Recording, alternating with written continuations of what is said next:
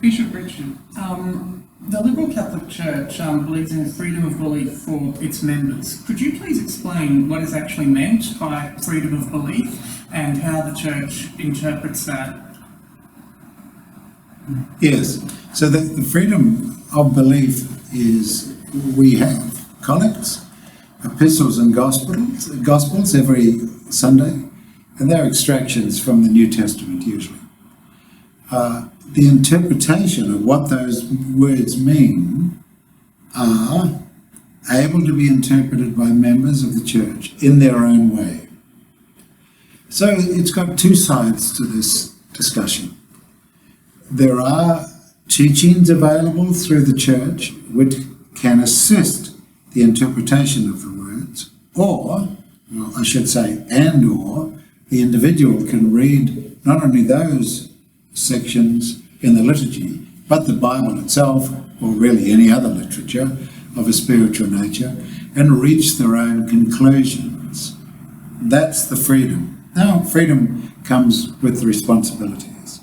And the responsibility is that this is a personal journey, which means once you've reached a level of understanding, you're not automatically entitled to try and convince somebody else of these things. So it's an interesting right, obligation and privilege all at the same time, but it does give all of our members the complete freedom to interpret what's in the liturgy, the meaning of the prayers, the meaning of every aspect of the services in the liturgy. Thank you. So with the freedom of belief that's allowed, how does that fit in with the ceremonies and the prescriptions within the liturgy? Yes. So those, just using that word prescriptions, those, I'll just use a slightly different word, but I think it's heading in the same direction as what you're asking. The words that, for example, in the creed that spell out what we believe, if you read them, they're very high-level language, and people can interpret them whichever way they choose, just the way we've just been discussing. But behind each of those words and phrases is a definite teaching which the Church offers for consideration. It's connected to the perennial wisdom. It's connected to the deep wisdom which is in many spiritual traditions. And that's consistently managed through all the language that you see written in our liturgy. So, although superficially the words, phrases are coming from different sources and look slightly different, the meaning behind them and the intent behind them and the direction they point to is all unified from the additional teachings from the Church. So with more on the perennial wisdom, how does the Church's liturgy and the Church's teaching link in with the perennial wisdom? Well, that's a big question, and this is limited in time, but let me just touch on a couple of points. The first thing is, liberal Catholics are encouraged to have the long view and the wide view. And this, in context, means evolution is staged front and centre. All aspects of evolution, personal evolution, physical evolution, spiritual evolution. We say in a particular prayer, our hearts are ever restless till they find their rest in Thee.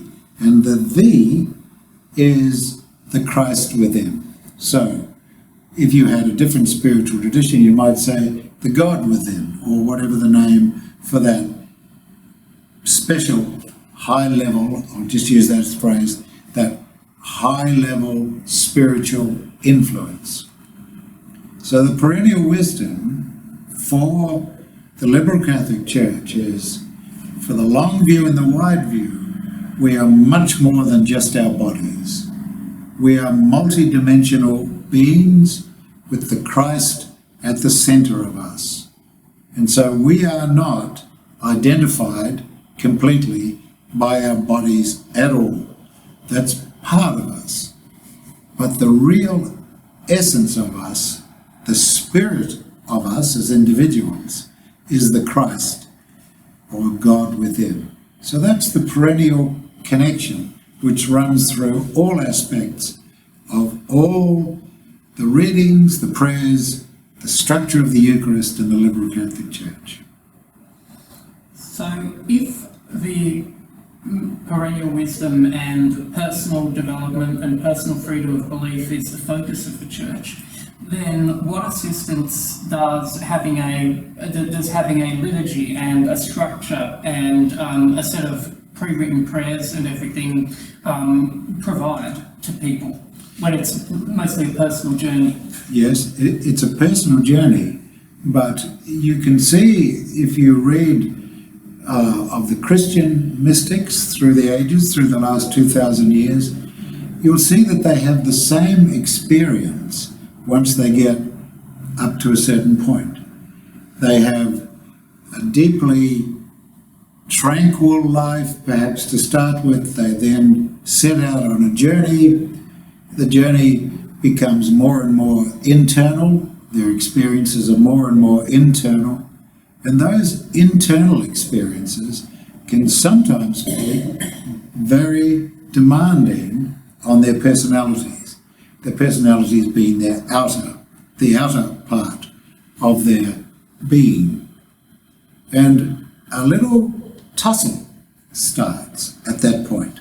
A little tussle is between their outer personality that wants to go on enjoying the world and all the pleasures that that comes with, rather than continue on the internal journey of unification with God, unification with the Christ.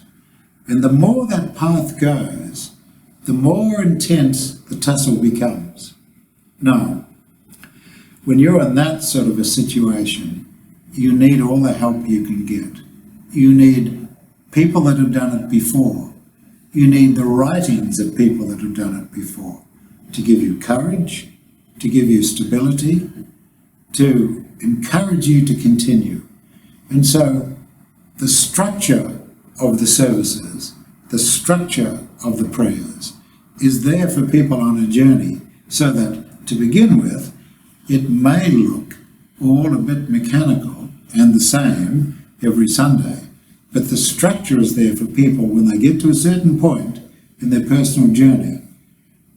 What that's designed to do is to give them stability and comfort and guidance.